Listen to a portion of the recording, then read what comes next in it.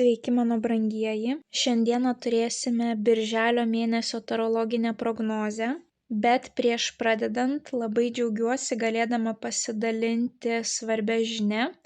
Tai nuo dabar oficialiai pradeda veikti mano paslaugų elektroninė parduotuvė. Kadangi nuolat sulaukdavau jūsų pasiteiravimų dėl asmeninių prognozių, nusprendžiau, kad atėjo metas žengti šį žingsnį.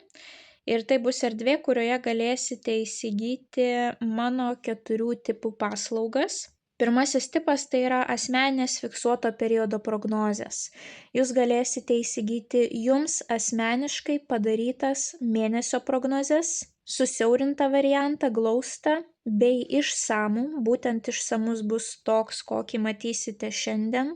Taipogi jūs galite įsigyti elementariai tiesiog mėnesio patarimą bei plačias pusmečio ir metinės jums asmeniškai padarytas prognozes. Jų stilistika bus tokia pati, kokią matėte 25 metų metinėse prognozėse, apžvelgiami visi mėnesiai, pagrindinės 5 gyvenimo sritis, tų sričių energetika, bei vienas patarimas visiems metams. Apskritai prie visų prognozių jūs matysite paveikslėlį, kuriame bus parodyta būtent, ką jūs gausite už tą kainą, kokia bus paslaugos trukmė, kokios kortos ir ką tos kortos simbolizuos. Tai tikrai nebus taip, kad jūs įsigyjate prognozę ir nežinote, ko laukti, nei kiek kortų, nei ką jos reikš, nei kokia apytikslė bus prognozės trukmė. Tai pas mane viskas bus surašyta tiksliai.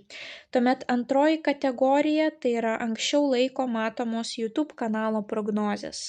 Tiems, kurie planuojasi savo laiką 2-3 mėnesius į priekį ir nori pilnai pasiruošti būtent to mėnesio energetikom, kas jų laukia, sąmoningiau priimti mėnesį, sąmoningiau tą mėnesį praeiti, tai galėsite įsigyti būtent šitas mėnesio prognozes zodiako ženklam 2-3 mėnesius į priekį. Tai reiškia, jeigu dabar yra birželio mėnuo, tai elektroninėje parduotuvėje jūs jau galėsite rasti Liepos ir Rugpjūčio prognozes savo zodiako ženklam. YouTube kanale jos atsiras keletą dienų iki to mėnesio pradžios, o elektroninėje parduotuvėje jūs jas galėsite įsigyti žymiai anksčiau. Ir taipogi prie įrašytų prognozių jūs jau rasite 26 metų ugninio arklio pokyčių prognozę kinų zodiako ženklam ir įprastiems zodiako ženklam. Stilistika yra identiška 25 metų žaliosios medinės gyvatės pokyčių prognozėm. Tai kas nekantraujate sulaukti 26 metų ir jums įdomu, kas jūsų laukia, tai rekomenduoju įsigyti būtent tas 2 prognozes. O mano YouTube kanale jos atsiras pačioje metų pabaigoje. Tuomet trečioji kategorija yra įrašytos paskaitos. Šiuo metu parduotuvėje rasite 2 paskaitas. Pirmoji yra būtent apie retrogradinį Merkurijų. Tie, kas mane seka ilgai, žino, kad retrogradinį Merkurijų mes turime dažnai, 3 kartus per metus dažniausiai. Ir retrogradinis Merkurijus mus veikia bent jau po 1,5 mėnesio kiekvieną kartą. Tai reiškia, iš metų tikrai atsiema didelė dalis laiko, kada nerekomenduojama imtis naujų pradžių, kada viskas slysta iš rankų, kada nerekomenduojama keliauti, kada nerekomenduojama darytis kažkokias tai operacijas. Retrogradinis Merkurijus veikia visus, nuo mažiausio iki didžiausio. Ir jeigu norite, kad jūsų gyvenimas eitų sklandžiau kaip per sviestą, kad nebūtų tokių nesėkmių periodų, tai labai rekomenduoju įsigyti retrogradinio Merkurijaus paskaitą.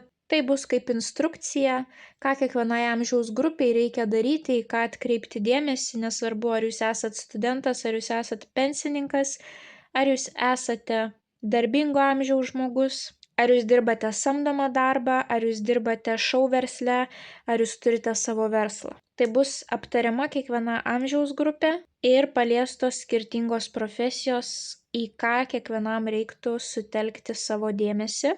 Na ir antrasis paskaitų ciklas, kuriam svarbus yra jūsų tikslus gimimo laikas, tai yra stichijos jūsų asmeninėme horoskope, savęs ir artimųjų charakterio pažinimas, raktas į sėkmę.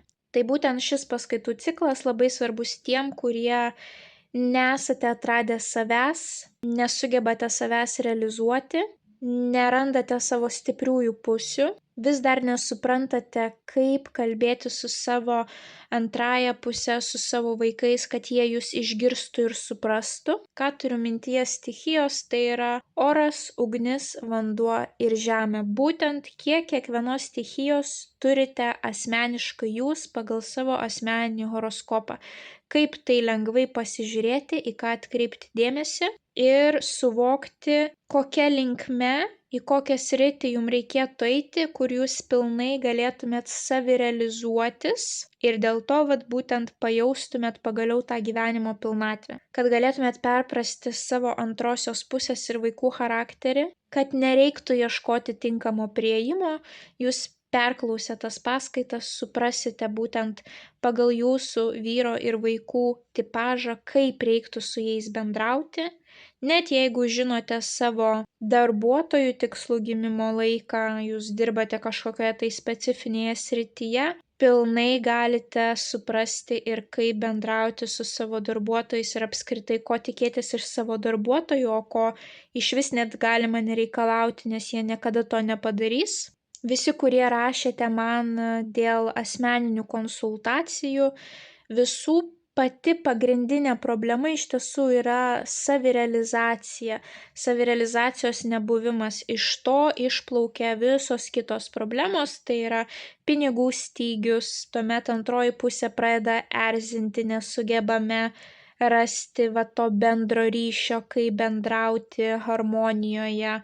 Tuomet neturime užtektinai laiko susikoncentruoti į savo vaikus, padėti jiems realizuoti save, kadangi mes patys nerealizavom savęs. Ir tos visos problemos išplaukia iš to, kad žmonės pragyvenę pusę gyvenimo nesupranta, kokios yra stipriosios jų pusės ir vis dar nėra atradę savo mylimo darbo. Tai visi, kurie ieško pilnatvės, kuriems trūksta džiaugsmo kasdienybėje, labai rekomenduoju įsigyti šį paskaitų ciklą. Abu paskaitų ciklai turės atmintinės, tai bus tokia sukoncentruota informacija, kurią galėsite atsispausdinti, turėti visada po ranka. Įrašytos paskaitos visada bus jūsų, jūs galėsite klausyti kiek tik norite. Ir prie retrogradinio Merkurijaus jūs taipogi dar ir gausite 25-26 metų kalendorių būtent su retrogradinio Merkurijaus datomis, kada yra oficialus retrogradinio Merkurijaus laikotarpis. Ir šalia bus mano rekomenduojamos datos, kada reiktų ilgiau susilaikyti nuo tų naujų pradžių. Na ir paskutinioji mano paslaugų kategorija tai yra asmeninės prognozės būtent jums aktualiais klausimais. Galbūt jūs nenorite mėnesio prognozės, pusmečio, metų, jūs tiesiog turite savo gyvenimo problemą, klystkelį, kuriame jūs nesugebate rasti išeities, tinkamo sprendimo ir jūs norite su manim tai išsiaiškinti.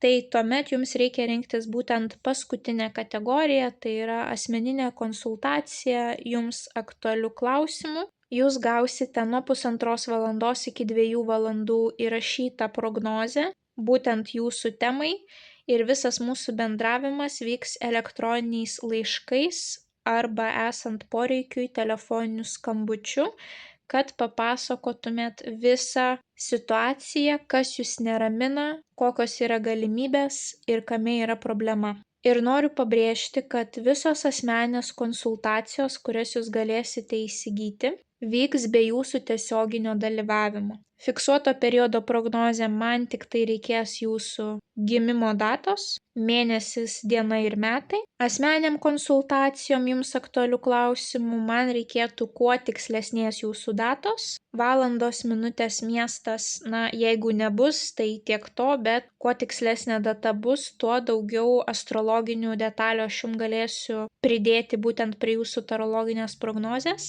Tai visos prognozės bus įrašytos be jūsų dalyvavimo, sužinojus jūsų asmeninę problemą. Jos bus įrašytos, atsiųstos jums elektroniniu paštu.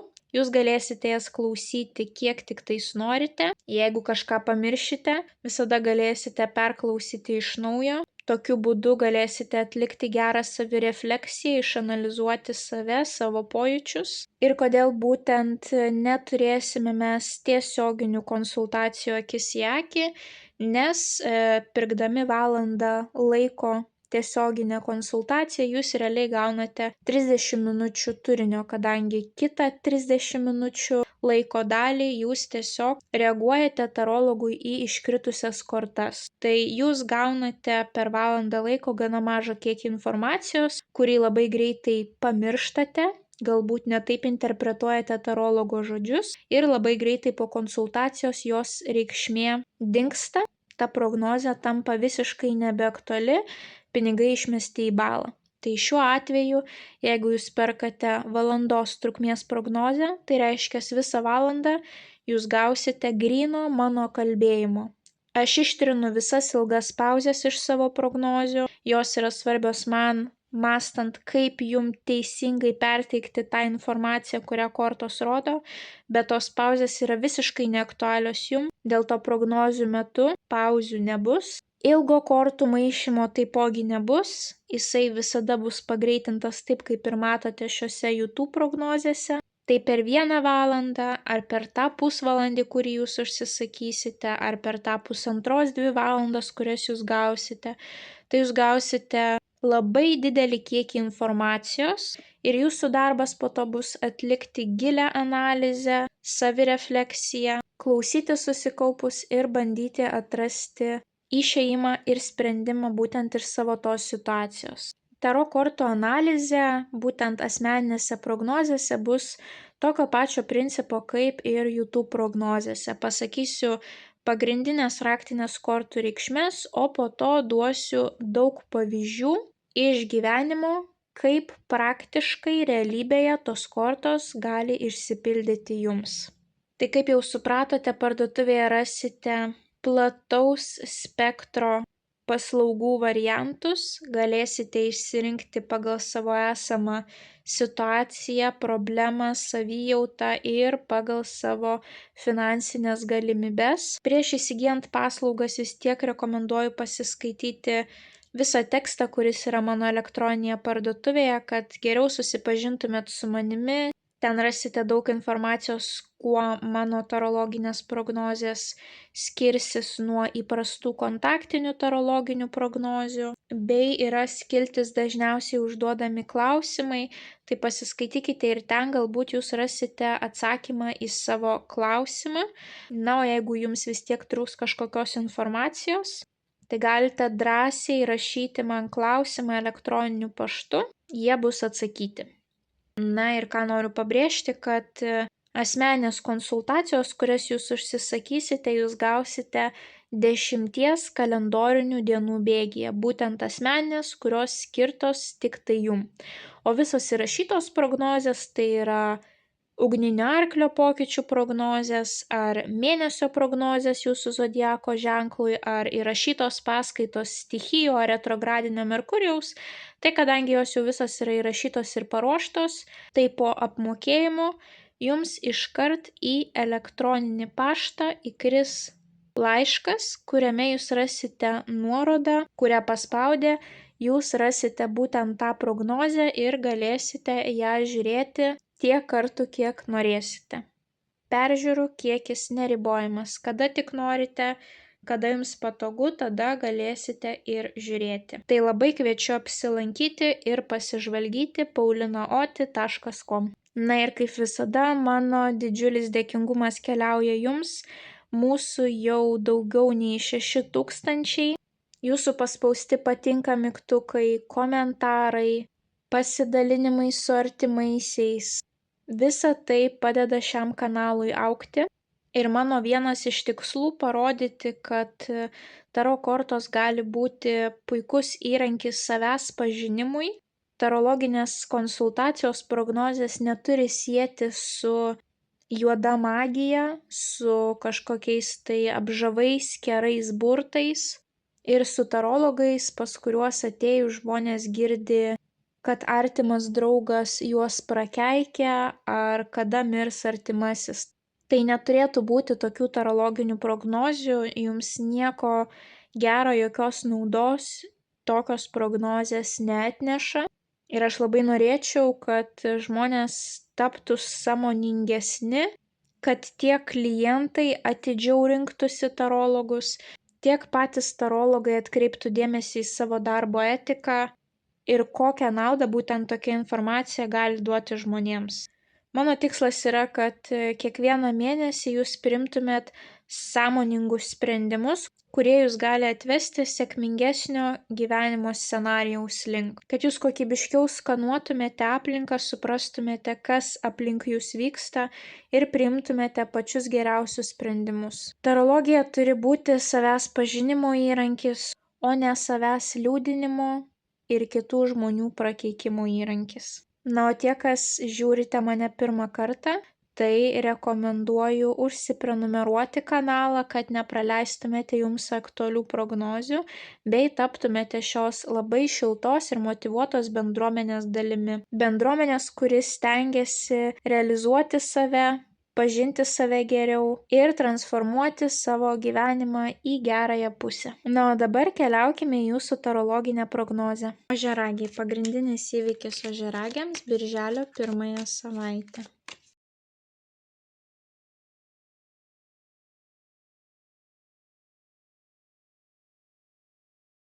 Mėnulio žinutė ožiaragiams apie jų birželio mėnesį. Bei vienas patarimas ožiaragiams apie jų birželio mėnesį. Ožiaragiai, panašu, kad kažkas birželio mėnesį gali priversti jūs imtis veiksmų, imtis drastiškų veiksmų, o galbūt jūs norėsite tiem žmonėm kažką tais įrodyti, taip, va toks įrodinėjimo mėnuo, sakyčiau. Jums pirmąją savaitę iškrenta kardų dama, tai yra moteris oro stichijos, gali būti svarstyklės dvyniai arba vandenis, arba jos profesija būtent susijusi su komunikacija.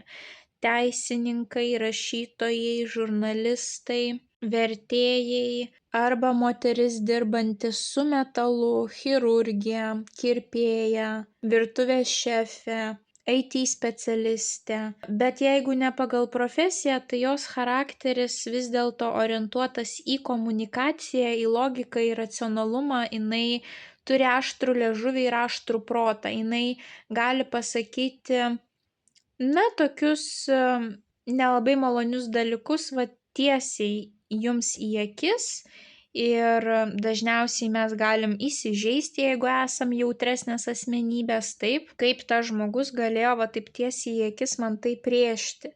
Ir šalia jums iškrenta lazdų devynetas, o lazdų devynetas yra ribų korta, sienų korta, pavyzdžiui, kai mes peržengiam tam tikros valstybės sieną, taip, ir taipogi yra mūsų asmeninių ribų korta, kai mes brėžiame tam tikrą sieną, atsitveriame, kad šitos ribos tu negali peržengti. Ir mes matome, kaip moteris ir vaikinas atsisukę vienas į kitą, taip, ta moteris gali būti tiek jūsų antroji pusė, tiek mama, tiek senelė, tiek sesė, tiek draugė, bet kas. Bet gali būti, kad jūs nuo jos norėsite atsitverti būtent tą sieną, jai nubrėžti ribas ir pasakyti, iš vis tavęs šita tema neliečia, kaip tu gali man tai sakyti. Taipogi lazdų devynetas yra, jau nuvargusio žmogaus korta, kuris labai laukia, kada tas etapas pasibaigs.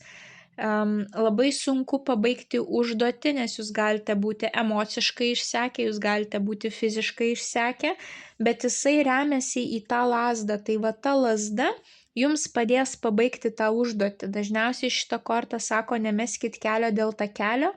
Kai jūs pabaigsite tą etapą, tą užduotį iki galo, jūs didžiuositės savimi ir džiaugsitės, kad pagaliau man pavyko. Nors vienu momentu atrodė, kad jau bus neįmanoma man to pabaigti, bet man pavyko. Ir taipogi kardų dama gali būti ir dėstytoją. Tai pavyzdžiui, jūs rašote baigiamąjį darbą, konsultuojatės pas ją ir jinai vis kažką sukritikuoja, čia taisyk. Ir jums atrodo siaubas, čia niekada aš nepabaigsiu to darbo, čia neįmanoma jo pabaigti, neįmanoma jo apsiginti, taip. Tai gali būti va tokios įvairiausios situacijos, gali būti ir situacijos darbe, taip. Ir tuomet jums iškrenta kardų dvejetas, o kardų dvejetas yra pasirinkimo tarp dviejų variantų korta, taip. Mes matome, yra naktis, reiškia situacija mums neaiški, jinai apipinta baimėmis, abejonėmis, rinktis variantą A ar B. Rizikuoti ar nerizikuoti, o kas bus toliau, tai yra baimė pasirinkti neteisingai.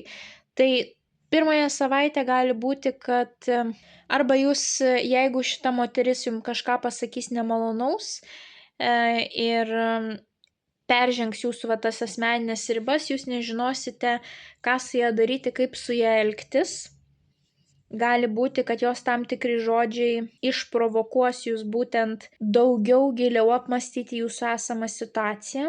Jeigu tai jūsų antroji pusė, jinai gali sakyti, na, tu pažiūrėk, ką tu darai su savo gyvenimu, kur link visą tai eina, ką mes turėsime su tavimi ateityje, spręs kažkaip tais pagaliau tą situaciją. Ir nors jinai peržengia ribas, jums yra nemalonu, bet, pavyzdžiui, tai gali jūs priversti šiek tiek giliau apmastyti, kas vyksta su jūsų gyvenimu, taip?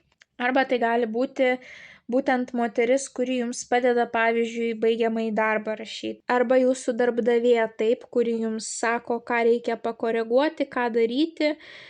Toks jausmas, kad jūs pabaiginėsite kažkokią tais užduotį, kuri jau jums labai atsibodo ir įgryso, bet tuo pačiu bus pas jūs tokia baimė ir abejonės, kad, na gerai, šitą užduotį aš pabaigsiu, bet o ką aš darysiu toliau? Ką aš veiksiu savo gyvenime, kai ta užduotis, ta veikla, ta situacija pasibaigs, taip? Nuovargis ir dvejonės, abejonės pas jūs pirmąją savaitę. Toliau antrąją savaitę mes matome du didžiuosius arkanus. Imperatorių ir imperatorienė, tai yra vyras ir moteris, tai yra pora, taip. Tai vat ir ten mes lyg matėme vyrą moterį ir čia mes matome vyrą moterį. Tai imperatorius koks yra žmogus? Vyras atsakingas, vyras su statusu, vyras nebijantis prisimti atsakomybės už savo moterį. Vyras, kuris turi žodį, yra užsispyręs ir bus taip, kaip jisai pasakė. Vyras, kurio klauso, ir šalia jis turi imperatorienę, jinai yra visiškai moteriškoje energijoje, jinai yra moteris, kuri susifokusavusi į namus, į vaikų auginimą, jinai yra savo vyro ramstis, jinai yra protinga, jinai gali duoti naudingų įžvalgų savo vyrui, jeigu jisai paprašys.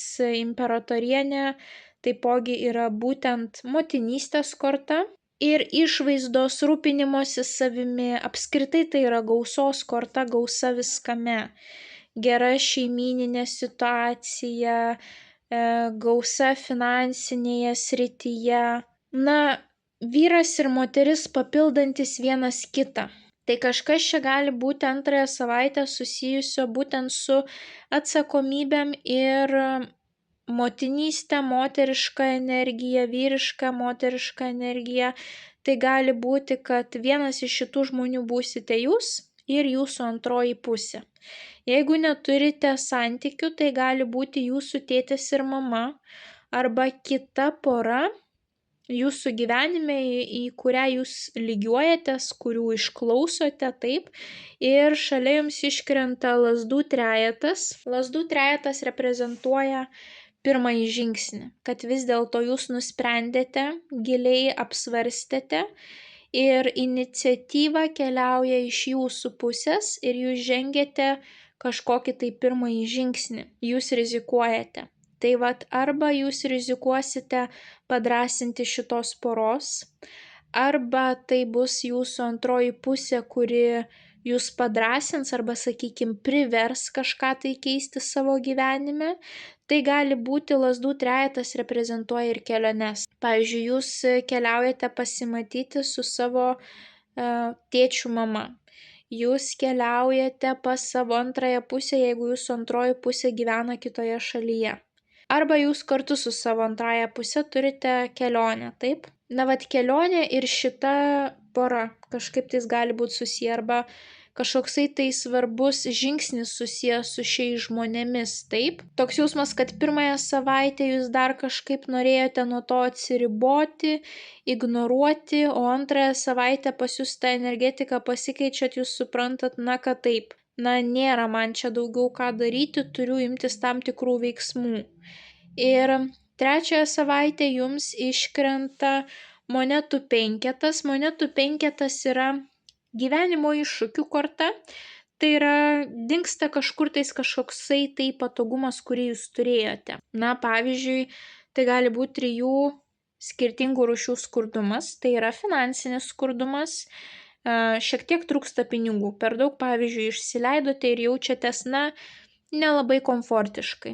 Gali būti sveikatos skurdumas, tai reiškia, kad peršalote, kažkokie tai sveikatos negalavimai, kurie riboja jūsų darbingumo galimybės. Pavyzdžiui, taip vėlgi jūs jaučiatės, na, kad dar vienas iššūkis, su kuriuo aš turiu susidoroti. Arba gali būti dvasinis skurdumas, kai emociškai jums yra prastai, nes jūs nebejaučiate gyvenimo prasmės, gyvenimo pilnatvės nėra, jūs iš vis nesuprantate, koks jūsų tikslas šioje žemėje, taip? Tai vat reikės su vienu iš šitų 3 tipų iššūkių susidoroti, tai yra, na, finansinė situacija prasta, teks pakentėti, teks pataupyti, teks palaukti atlyginimo, teks daugiau padirbėti, taip, prasta sveikata, kad ir kaip norėtųsi rauti į priekį, vis dėlto teks gal šiek tiek pagulėti, pasirūpinti savimi, geriau pavalgyti, daugiau pamiegoti, kad būtent vėl grįžti į vėžes, taip. Na, jeigu dvasinis skurdumas, tai galbūt atėjo laikas net tiek daug fokuso skirti materialiniams dalykams, o šiek tiek ir paanalizuoti savo emocijas, dvasinius dalykus, kažką tais gilesnę gyvenimo prasmę surasti, taip. Na ir šalia jums iškrenta didysis arkanas stiprybė, jėga, nuostabi korta, kuri rodo, kad užteks jums jėgų, užteks jums drąsos, užteks jums šarmo praeiti per tą sudėtingą situaciją, per tą iššūkį. Vis dėlto jėgos kortoje mes matome moterį, kuri yra švelni, bet jinai gali sutramdyti šiuo atveju vilką, bet dažniausiai yra reprezentuojamas liūtas. Tai yra, jinai žiūri tam žvėriui į akis, ta žvėris jai paklūsta, jai nereikia rodyti agresijos, jinai tuo pačiu tai yra kaip ir iliustracija, kad žiūrima savo baimiai į akis. Tai gali būti, kad tie negalavimai ateis todėl, kad jūs labai nenorėjote žengti to žingsnio iš savo komforto zonos, taip? Ir kai jūs pagaliau žengėte tą žingsnį, na tiesiog natūraliai sveikata pradeda šlubuoti, taip? Būna pas mus tokie psichosomatiniai dalykai, kad pavyzdžiui ilgą laiką, na jaučiamės, kad kaip nesinori eiti darbą. Ir netikėtai taip sušlubuoja sveikata, kad tikrai mums tenka pasiimti nedarbingumą, taip, ir pabūti namuose. Na, va, tiesiog kartais būna, kad mes patys pritraukiame tą prastą sveikatą, pavyzdžiui, taip. Tai tas iššūkis 3 savaitės jums bus įveikiamas, jūs turite išdrįsti rizikuoti, jūs turite nebijoti, jūs turite pasitikėti savimi, kad jūs galite ir viskas bus gerai. Ir šalia jums dar iškrenta lazdų valetas. Lazdų valetas reprezentuoja tas amžiaus grupės, kurioms reikalingas mūsų rūpestis. Tai yra mūsų vaikai arba pagyvenę tėvai seneliai. Ir lazdos reprezentuoja ugnies stichiją, tai yra liūtas, avinas arba šaulys. Tai šitos stichijos žmogus gali būti įsipynęs į jūsų tą situaciją, galbūt ne jūsų bus prasta sveikata, galbūt jūsų artimojo bus prasta sveikata ir jūs prisimsite tą atsakomybę, kad visą savaitę reikia prižiūrėti tą žmogų, rūpintis to žmogumi, taip, bet jums užteks jėgų. Gali būti ir tokia situacija, kad tas žmogus jums suteiks pagalbą, nes monetų penketas visada siunčia tokią mintį, kad jeigu jums yra blogai, nebijokite paprašyti pagalbos, išdrįskite paprašyti pagalbos, va ta jūsų vidinė drąsa, kad Na, jūs turite peržengti per save, bet jums reikia paprašyti tos pagalbos. Ir monetų penkete dažniausiai atvaizduojami skurdų žmonės, einantis šalia bažnyčios ir kad štai tavo išsigelbėjimas. Nueik į bažnyčią, sušilsi, gausi pagalbą. Kodėl tu ten neini? Bet tie žmonės net nemato tos bažnyčios, jie yra dažniausiai nusisukę ir toliau bando vaidinti auką ir kaip jiem niekas nepadeda, taip? Nors jie patys eina visai ne ta linkme ir pagalbos neišdrįsta paprašyti patys. Tai vat monetų penketas jūs kviečia išdrįsti paprašyti pagalbos, jeigu jos reikės.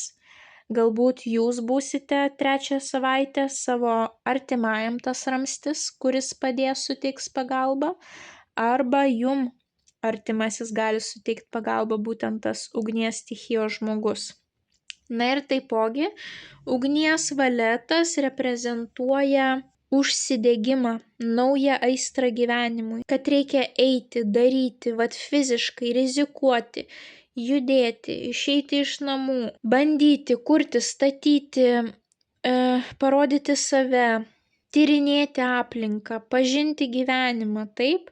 Tai toks jausmas, kad jūsų drąsa, pasitikėjimas savimi ir nebijojimas suklysti, tas rizikavimas, vidinė aistra, kurią jūs pajusite kažkokiai veiklai, gali jūs išlaisvinti iš šitos prastos situacijos. Galbūt jūs taip jautėtės, nes neturėjote tikslo, jums atrodė viskas beprasmiška, taip?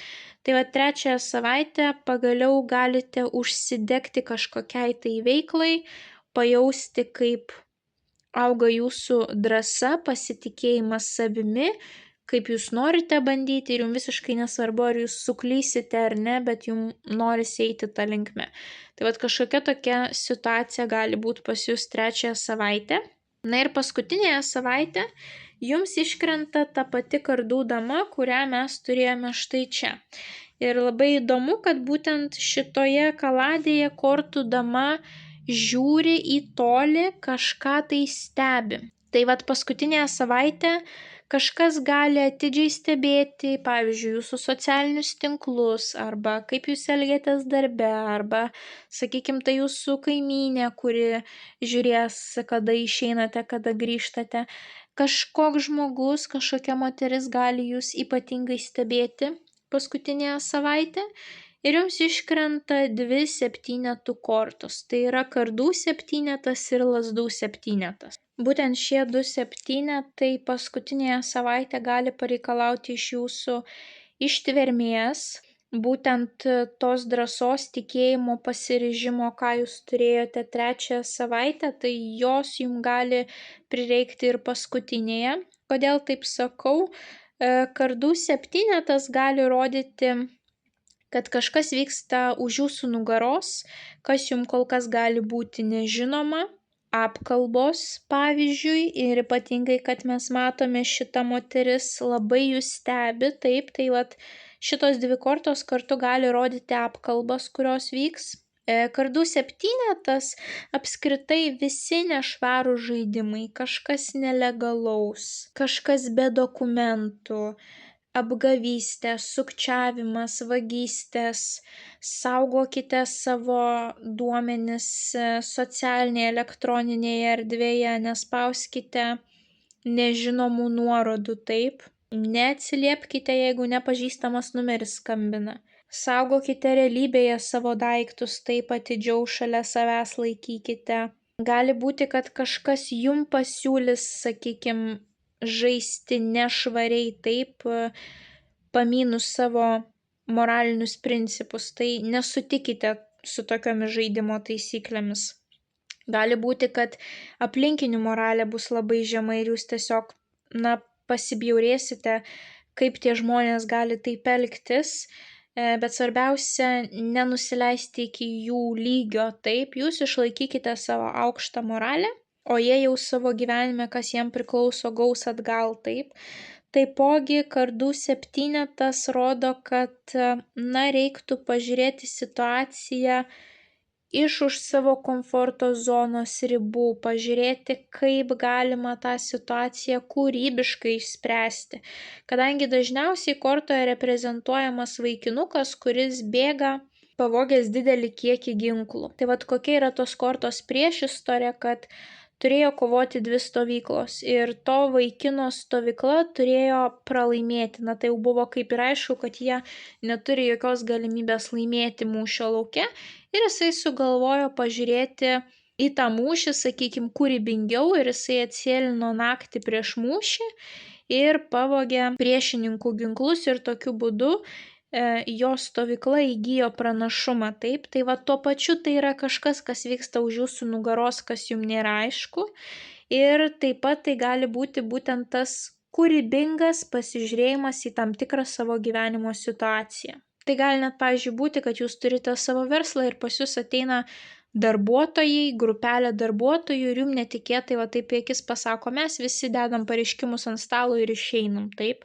Ir visa tai ilgą laiką pasirodo vyko už jūsų nugaros.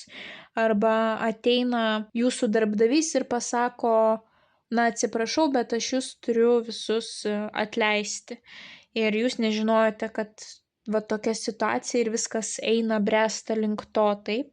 Tai kažkas gali vykti už jūsų nugaros, tai pasisaugokite paskutinėje savaitę, netikėkite žmonių žodžiais, pažadais, jeigu jums sako investuokite į tai, ar čia labai geras darbas, daug uždirbsi, na tiesiog žodžiais nepasitikėkite taip, jeigu norite kažką tai įspirkti, įsigyti, prašykite kažkokių tai įrodymų, dokumentų, statistikos, sutarčių, kad tikrai yra taip, kaip tas žmogus sako.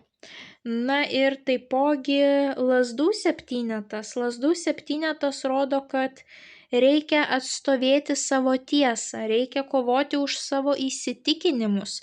Būtent tie žmonės už jūsų nugaros gali kažką labai negražaus kalbėti apie jūs, apie jūsų santykius, apie jūsų darbą, apie šeimą ir jums gali tekti paskutinėje savaitę pakovoti. Galbūt jūsų sprendimai jiem atrodys kvaili, jūs turėsite apginti savo tiesą, jūs turėsite nubrėžti jiem ribas, taip, vienas prieš visus kariauja, kai reikia pasitelkti visus savo gebėjimus, kad kažkaip tais laimėti tą mūšį, taip.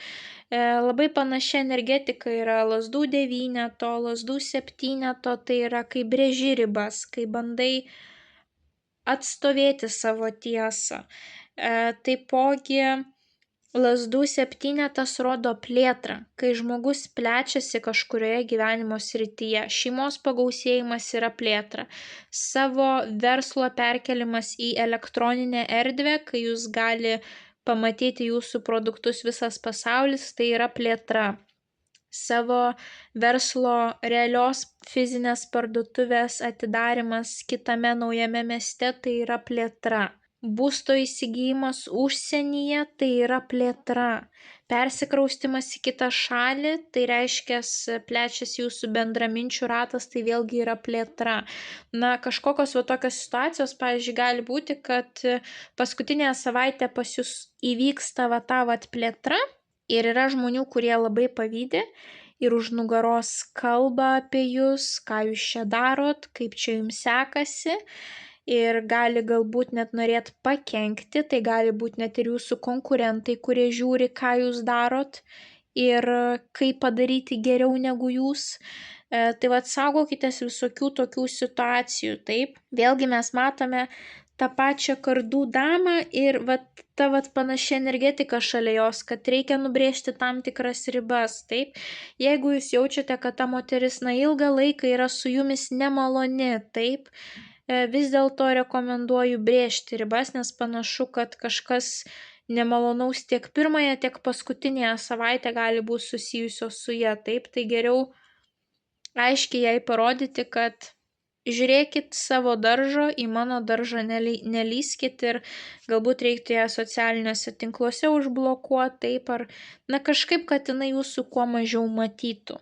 O galbūt šita moteris kaip tik jums gali padėti, pavyzdžiui, tą plėtrą padaryti, galbūt tie jos kažkokie tais pasisakymai, galbūt kandžios kažkokios frazės, bus tas dalykas, kuris jūs pagaliau motyvuos, kad ne, taip nėra, aš noriu jai įrodyti, parodyti, kad jinai yra neteisi ir jūs tiesiog pradedate, daugiau imti iš gyvenimo, viską, ką gyvenimas siūlo, rizikuoti, taip eiti į priekį. Pas jūs tiek antrąją, tiek ketvirtąją savaitę gali būti būtent užsienis, plėtra, kelionės. Toks jausmas, kad birželį jums reikės kalnus nuversti, taip, kad jums tam tikri žmonės sukurs tokias situacijas, kad jūs suprasite, kad atėjo laikas daryti, atėjo laikas veikti, neturiu kelio atgal, turiu padaryti va taip ir ne kitaip. Ir jūsų mėnulio žinutė, negali grįžti atgal ir pakeisti pradžios, bet visada turi galę veikti dabar ir pakeisti pabaigą. Tai ir panašu, kad jūs suprasite, kad reikia kažką keisti, reikia keisti tą pabaigą, padaryti tą pabaigą sėkmingesnė, geresnė, taip, kad jeigu prieš tai kažkur kažką darėte ne taip ir dabar kažkokia moteris komentuos jūsų pasirinkimus, kad reikėjo jums kitaip gyventi, ir jūs suprantate, kad, kas buvo, tas buvo, bet turiu imti žingsnių dabar, kad pakeisti tai, kas bus ateityje, taip, ir yra didžiulės perspektyvos, jūs, tiesiog gyvenimas davė jums tuos žmonės, davė jums tas situacijas, kad jūs pagaliau susivoktumėte, taip, galbūt kažkur savo gyvenime jūs bandėte užmerkti akis. Ir vis dėlto gyvenimas jūs priverstas akis atmerkti, taip. Ir jūsų mėnesio patarimų jums iškrito Lazdų dvejetas. Būtent Lazdų dvejetas turi panašią energetiką kaip Kardų dvejetas. Tai yra pasirinkimas tarp dviejų variantų. Rinktis A ar B.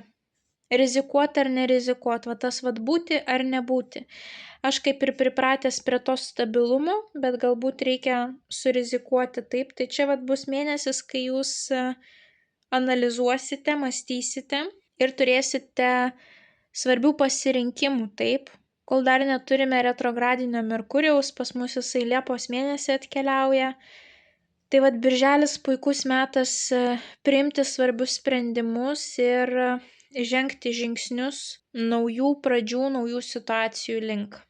Greičiausiai jūs pribręsite toms naujoms pradžioms, taip? Tai ožiaragiai, priimkite sprendimą, tas, kuris atrodo, kad yra jums naudingiausias, atkreipkite dėmesį į kitų žmonių žodžius, neužmerkite akis, tose žodžiuose gali būti dalis tiesos, kurios jūs galbūt ilgą laiką nenorėjot matyti, bet jeigu jūs įsiklausysite, tai gali jūs privesti prie labai sėkmingų gyvenimo pokyčių. Tai ožiaragiai, linkiu jums didžiausios sėkmės birželio mėnesį. Nepamirškite paspausti patinka mygtuko, komentare parašyti bent jau širdelę, pasidalinti prognozę su artimaisiais, kuriems ji galėtų būti aktuali. Ir jeigu dar neužsiprenumeravote, tai skatinu užsiprenumeruoti kanalą, kad nepraleistumėte jums aktualių prognozių, bei taptumėte šios labai šiltos ir motyvuotos bendruomenės dalimi. Ir taipogi kviečiu apsilankyti elektroninėje parduotuvėje paulinaoti.com. O mes susimatysime jūsų kitose prognozėse. Ate.